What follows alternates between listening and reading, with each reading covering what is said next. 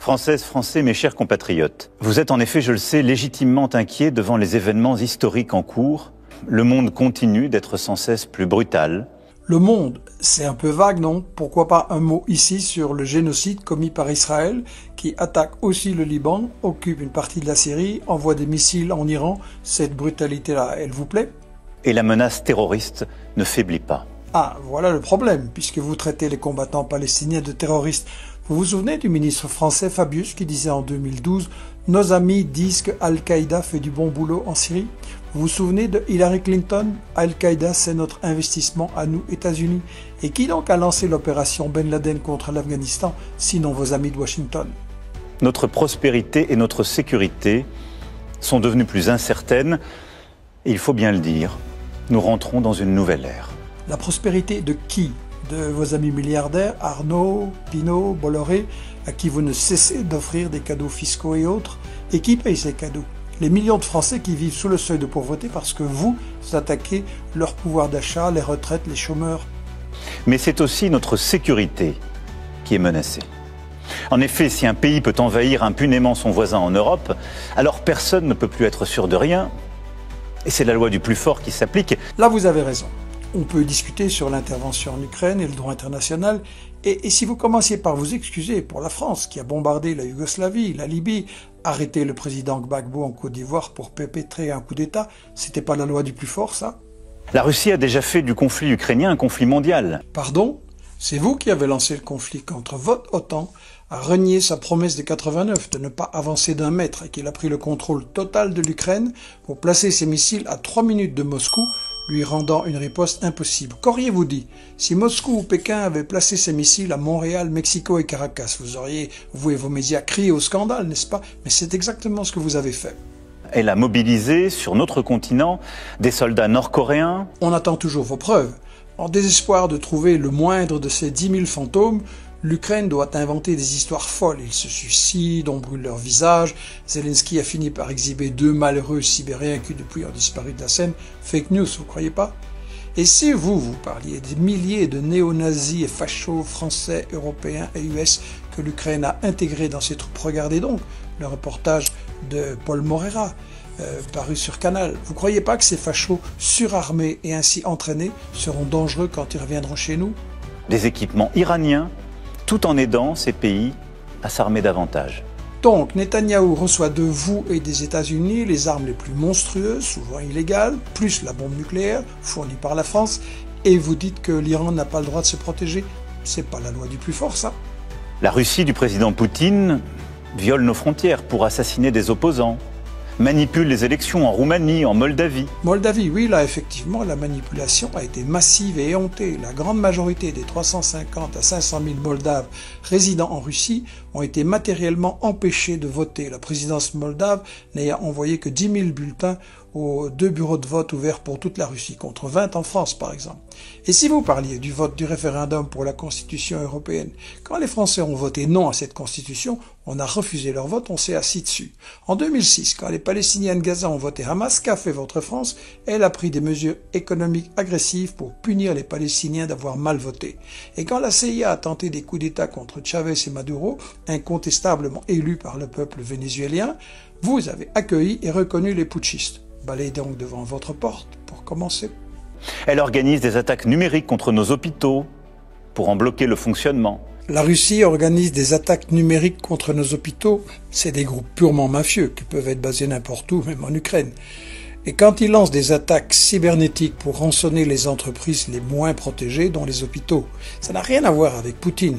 Ici, vos conseillers en opération psychologique ont fait très fort. On est tous un peu angoissés en allant à l'hôpital, alors ils vous ont soufflé. Voilà un bon thème émotionnel. Faut-il rappeler que votre France a supprimé 150 000 lits d'hôpitaux qui auraient été bien nécessaires durant le Covid? Faut-il rappeler que vous, Macron, avez gazé les infirmières et les soignants qui protestaient dans la rue contre la destruction néolibérale des hôpitaux français? Et la destruction systématique des hôpitaux de Gaza, ça vous intéresse pas? La Russie tente de manipuler nos opinions avec des mensonges diffusés sur les réseaux sociaux. Un média mensonge, vous venez d'en fabriquer un sous nos yeux avec les hôpitaux. Et les armes de destruction massive, c'était Poutine ou c'était vos médias occidentaux? Et Kadhafi qui soi-disant voulait pas négocier, envoyer des containers de Viagra pour violer les femmes, c'était Poutine ou c'était TF1 et compagnie? Et les 40 bébés décapités en Israël, c'était Poutine ou c'était BFM TV et vos médias français? Et la Russie, dans le même temps, continue de se réarmer, dépensant plus de 40% de son budget à cette fin. Total fake news. Le budget russe a augmenté de 40%, alors que vous venez de reconnaître que vous avez augmenté de 100%. L'Europe dépense 4 fois plus que la Russie. Avec les États-Unis, ça fait 1329 milliards, soit 10 fois plus que la Russie. Et là, vous nous proposez d'enrichir encore vos amis marchands de canons. Or, ces contrats signifient corruption. Des commissions, des pots de vin, de belles retraites dorées, des postes d'administrateurs grassement payés, à ne rien faire pour ceux qui auront enrichi les Dassault. Tiens, le Figaro, grand vendeur de guerre. Non merci. Qui peut donc croire, dans ce contexte, que la Russie d'aujourd'hui s'arrêtera à l'Ukraine? Vous vous moquez. En 3 ans, l'armée russe n'est pas arrivée à mi-chemin de Kiev.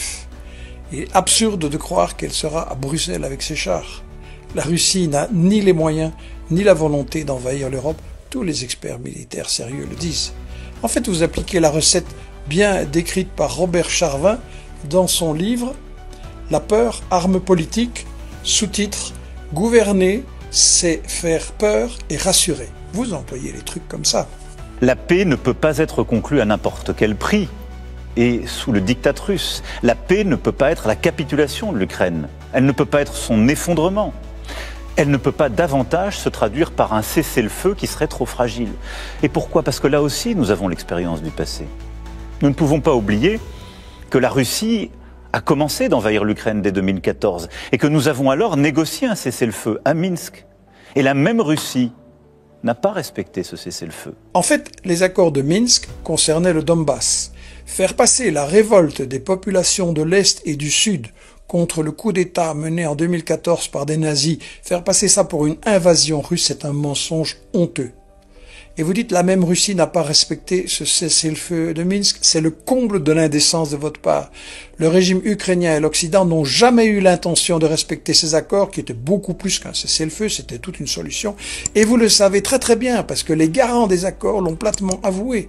Les accords de Minsk, disait Angela Merkel, ont donné à l'Ukraine un temps précieux pour se renforcer.